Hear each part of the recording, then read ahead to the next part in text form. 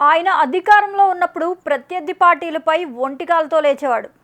నోటి దురుసుతో ఇష్టం వచ్చినట్లు మాట్లాడేవాడు. ఇప్పుడు అధికారం కోల్పోయాక అదే నోటి దురుసు ఆయన్ను చిక్కుల్లో పడేసిందంట. అధికారం ఉండగా జనసేనను టార్గెట్ చేస్తూ రెచ్చిపోయారు. ఇప్పుడు అదే జనసేన ఆయనకి రిటర్న్ గిఫ్ట్ ఇస్తుందట. ఎందుకు ఎవరు ఆ నాయకుడు ఏంటి? ఆ స్టోరీ చూద్దాం. కాకినాడకు చెందిన వైసీపీ నేత మాజీ ఎమ్మెల్యే ద్వారంపూడి చంద్రశేఖర్ రెడ్డి కుటుంబానికి చెందిన వీరభద్ర ఎక్స్పోర్ట్ సంస్థకు నోటీసులు జారీ చేయాలని డిప్యూటీ సీఎం పవన్ కళ్యాణ్ అధికారులను ఆదేశించారు. ఈ సంస్థ ద్వారా శుద్ధి చేయని వ్యర్థాలను పంట కాలువలపై వదిలివేయడంతో స్థానిక రైతులు పలుమార్లు ఆందోళన చేశారు. అయితే అధికార పార్టీలో ఉండడం, ఎమ్మెల్యే కావడంతో చర్యలు తీసుకోవడానికి కాలుష్య నియంత్రణ మండలి వెనుకడుగు వేసింది.